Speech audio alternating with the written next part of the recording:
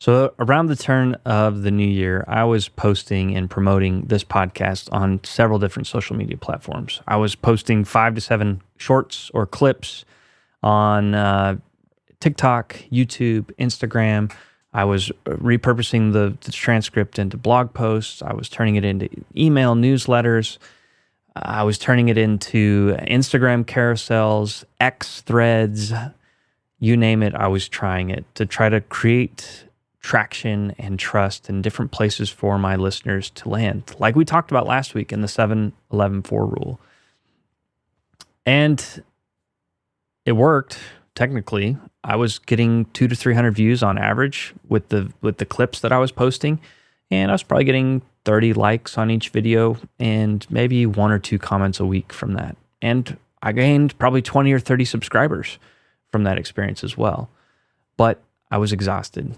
After the first about 90 days of publishing my podcast and doing that, I felt like I was doing all this for hardly any conversation. While I was gaining traction and it was kind of working, I just didn't have the system in place to make it work long term. And it made me start asking, what would it look like for me to build a repurposing system that actually feels sustainable, not one that punishes me for caring about quality? And it led me on this big journey, honestly, because after that first 90 days, I was exhausted and I dropped the ball. And so for probably 2/3 of this podcast's career or life, however you want to say it, up until now, basically, I just have made promotion a second afterthought, and it's not really a part of the equation for me.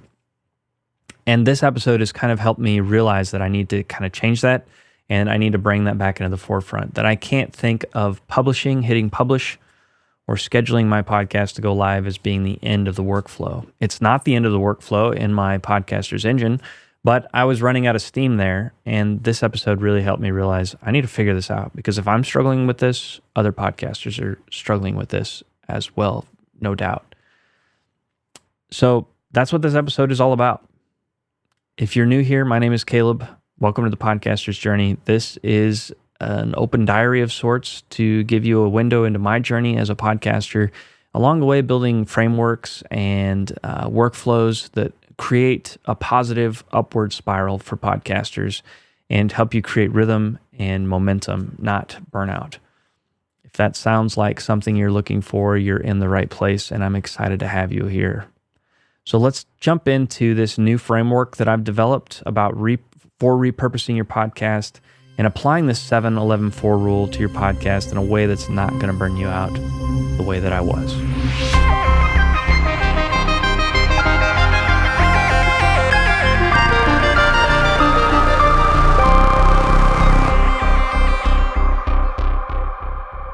Okay, as I already mentioned in the intro, the system I had was working until it wasn't, and it fell apart, and it was the reason I didn't come back to publishing and continue to try to promote the podcast is because honestly it felt like such a burden. And I just it was always on my to-do list every week to promote the podcast, but when it came down to it, it was low on the priority list, and it just never happened. There was a couple core pieces that I continued to promote the podcast, but the way I was doing it before really paled in comparison. And I tried to get back on the horse a couple times, but I continued to not prioritize it. So in making this episode, I realized I've got to try to fix this. And I want to be super transparent with you right now that I'm not in a place where I know that this new system works, but it has put me in a position this episode has put me in a position to rethink how I do it and try to figure out, why am I not prioritizing it? And I want to introduce this as a practical system, what I've come up with today, as a practical system that prioritizes consistency over complexity or over perfection, because I think that's more what I had before. Where I went wrong before, I had too many platforms. I was literally trying to post it to almost every social media platform that I had an account on. I was trying to polish it too fast. For the team, the size of team that I have, which is just me at the moment, it was too much for me to try to do. And the longer I went with these videos, I maybe could have done better if I would have just left them simple, but I started to try to prioritize storytelling around I don't remember which episode it was. I think it's in the teens where I talked about the power of storytelling. And so I really started to try to pay attention to what story I was telling as I created these clips, which is a good thing. It's not a bad thing. But it was too much polish too fast. It was too much effort for me to go in and try to make sure that the story was good and to clip it up just right so that it made sense. And it left me with burnout from trying to do everything by myself in that sense.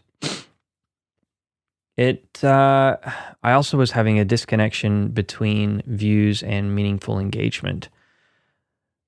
And I also realized that I was treating the publish button as the finish line. Really, my mindset was like, well, I'm being consistent every week and getting the episode out there and getting it published, so that's what really counts. And true, that is what really counts. That's what carries a lot of weight in this, but that's only half the picture. If we're publishing something regularly, but we're not actually kind of trying to promote it or give it space to live on the internet, the likelihood of people finding it are a lot slimmer. It can be done, it's just going to take longer. And we're in the business of trying to figure out how to find our audience as fast and efficient as we can while still not burning ourselves out and still being true and authentic to ourselves. So I had to rethink a lot of things. And as I was going through and working with ChatGPT to brainstorm this and try to figure out what went wrong, those are some of the things I came up that went wrong. And I also realized that I didn't really have a clear picture of what success was, other than just lots of people pouring into the podcast, which it's kind of a vanity metric, really. It's kind of a vanity success metric if you stop to think about it. So I had to redefine success for myself and what that meant. Success for me in this new season means being able to consistently share a promotional piece of content around the podcast, not just consistently share the podcast episode, but consistently share promotion assets about the podcast, plus having those assets generate and the podcast itself generate conversations. Because at the end of the day, if I'm putting out all this content, if all it's doing is being a content machine and getting things out there week after week, but I'm not actually starting conversations with people who are my ideal client or ideal listener, then what really is the benefit of this show? Not very high. Because at the end of the day, I'm trying to start conversations and help people, not just create noise and be a noisemaker in the market. That's definitely not what I want to be with this show. So that was an important piece of redefining success. Another was looking for real feedback. And that real feedback is the conversations, not just vanity metrics, not looking for likes, not looking for views. If I only get 10 views on this podcast episode, but it starts one meaningful conversation, then I've done a good job in creating this podcast and creating the promotional pieces and repurposing it effectively. And finally, I wanted a system that was lightweight enough for me to follow every week, week after week, when things get crazy, when things get hectic. And I think I've done a fairly good job after brainstorming with ChatGPT and working through the pain points and working through defining what the success would look like to come up with a system called the Core 4 system. So a couple of these things I'm already kind of trying to do every week, but there's a couple new things. So it was 4 core pieces of content that we're using every week to repurpose the podcast episode. The first is a quote graphic. We're pulling a quote from the actual podcast that I think would be meaningful to you as the listener, to people like you who would listen to this show, that may spark conversation either on social media or spark your interest to come and actually listen to the whole episode. So that's one thing. That's just an eye-catching, theme-driven, quick little graphic made in Canva, something simple, just with the quote. The second piece is just one video clip. So instead of trying to clip 5 to 7 clips every week that take me 5 to 10 minutes each to make, which really isn't that big of a time commitment as I'm saying it, but for whatever reason, there's a mental block there for me. Right. So for right now, using tools like Descript or Opus Clip to create one clip from the podcast episode that's lightly edited, not super overproduced, just something that gets a little bit of the story out of this podcast episode. So those are 2 things. A third thing would be one story post, and this is one that's already built into my workflow. As I was trying to solve this problem earlier, about a month ago, I added this to the workflow in the Podcaster's Engine, where after I'm done recording, so after I'm done recording here this episode today, I would take 30 seconds and just do a recap of the episode and what was really strong. While the episode is really fresh in my mind, I can just quickly throw up a promotional asset that's just a summary of exactly what I've recorded today. And it doesn't take a lot of energy or effort for me to do that, but it's built into the recording process, so it doesn't feel like extra work there. It's just something that's spoken, it's honest, and it's quick, and it's easy. So that's already there. Another thing that I've already been doing almost weekly is posting at least 1 or 2 question posts in my Facebook group. And that's been an easy thing to do. Out of the transcript, I asked ChatGPT to say, what are some follow-up questions that people may have, or questions that may arise after people or folks listen to this episode? And from there, I post those in my Facebook group. So this is an area where I'm going to throw in a call to action. If you're not a part of my free Podcaster's Journey Facebook group, I would love for you to go down in the description in the show notes, click the link, and join the free group where we're having conversations. And the reason I want you there, not so that I can sell you on a course or on a product, but genuinely so that we can have more conversations and that we can build each other up and that we can work together as a community to continue to build resources that are going to benefit people, benefit you, benefit other podcasters. Because at the end of the day, if I'm building in a vacuum, building these workflows and tools for podcasters like yourself, but I'm doing it from my own perspective, then I've only got half of the equation or half of the problem to try to solve. Sure, it may be a solution for me, but it might only be half of the solution for me because I might not be seeing it exactly how you see it. And the way that you see it is valuable for me. That's why I'm interested in really pitching the Podcaster's Engine to other podcasters and asking for their feedback when I send it to them. What would you like to see in here? What would be beneficial and helpful for you? Because the Podcaster's Engine is a powerful tool for me right now, but if I add you to the mix and your perspective and what would be beneficial for you, it can become that much stronger. So that is the core 4. Sorry to go off on a little tangent there in that call to action, but I do want to call people to that group. And if you're not there yet, would love to have you there. So that, back to the core 4 system, that is it. We've got a quote graphic, which is pretty simple and easy to make. We asked ChatGPT to pull a quote out of the transcript that would drive conversation or that would drive engagement, that would pique curiosity about the episode itself. That's 1. 2 is just a video clip, just one simple clip, not overproduced, just something that kind of drives the essence of the episode.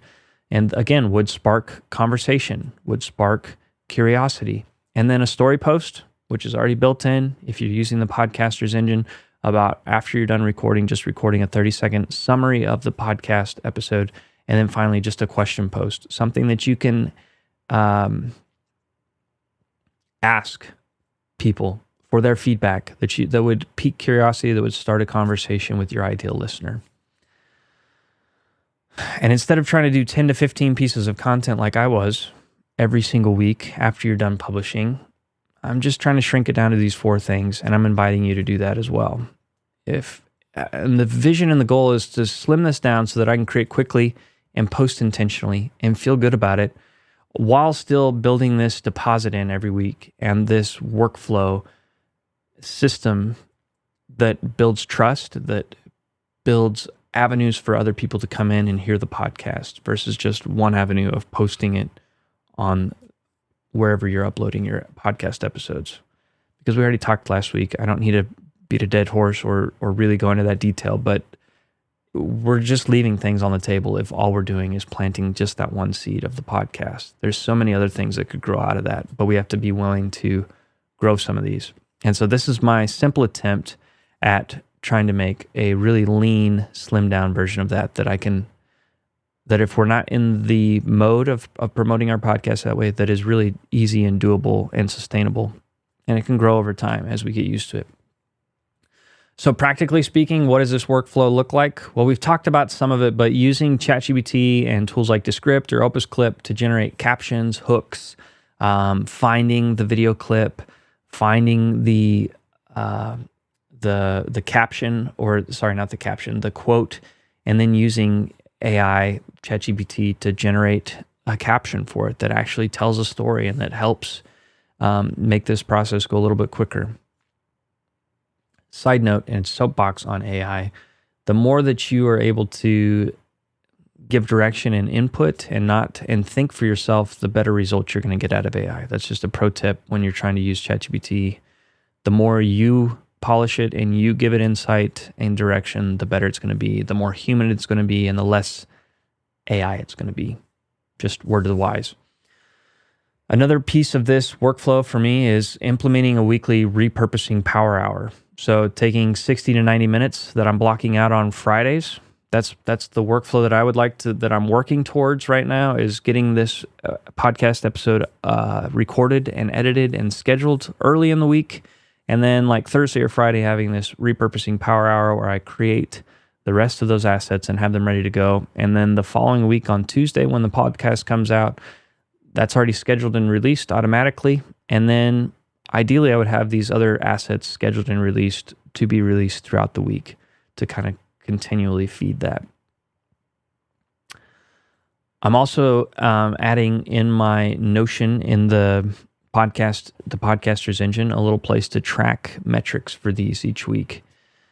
We're going to see how that goes. I would love to automate that, but I don't have the budget right now to automate it. But I believe that it's really important that we track these metrics and KPIs because we want to see what's working well. We don't want to just throw things at the wall, and after a few months, if we're not feeling like doing it anymore, we're like, yeah, we're not going to do it anymore. It would be better if we had taken data through that whole thing and we had a reason to say, I'm not going to do this anymore, or I don't feel like doing it, but I can look at the data and see these were all the conversations that started from that. So this is a great way, and I need to just figure out a way to make it more sustainable to continue doing this. And the last part of this workflow is focusing it down on just a couple platforms. Instead of trying to post on multiple platforms, trying to do 1 to 2, maybe 3 platforms. This is where I'm really struggling with this workflow, to be completely transparent and honest. I want to focus on YouTube and I want to focus on Instagram. But I also realize that a lot of the key clientele for this podcast and for Podcast Builders, my company, are probably going to be on a platform like LinkedIn. But I feel like Instagram and YouTube Shorts, Reels and Shorts, those are similar enough that I think I can just schedule both of those, and that's not going to take a lot of extra bandwidth. And then LinkedIn is a whole different social media platform. So 1 to 2 would be ideal. I'm still going back and forth and considering using 3, but I'll check back in and see how that goes. Finally, repurposing is now the finish line. Promotion and marketing is now the finish line for the podcast for me. The goal before was to try, bare minimum was to get it to the published stage for the podcast episode every week. But now I'm trying to move that flag in the sand and say, no, that's like halfway there. The flag in the sand now has to be starting new conversations. And part of that is not only this podcast episode, but generating other assets that go along with it. So I want to close off today and just remind you, this is a test for me. And I would love your feedback. I would love to know what's one system that you've tried that you quit that didn't work, or what's something that worked and that you're still doing, or even a system that technically worked, but like me, you got burned out. I would love for you to reach out to me on Instagram or shoot me an email and tell me about that system. I would love to brainstorm it with you. I'd love to hear what went wrong for you. Even if you don't want to have a conversation about it, you could drop that at the end of the email. Just say, I'd love to share my experience. I don't want to have a conversation about it, but here it is. That would be helpful for me because I can understand your story a little bit better. And again, I'm not creating in a vacuum. I can think about other people's input when I'm creating these tools and frameworks and find ways to make this more applicable to more people. Another question that you may want to answer while you're reaching out would just be, what's the part of content creation that drains you the most? I'd love to know that, and maybe have a conversation with you about why it drains you. Because if we can understand why it drains us, then we can work on tools to get past that. I'm in your corner. I'm here to see you succeed, and I'm 100% rooting for you. So until next week, happy podcasting.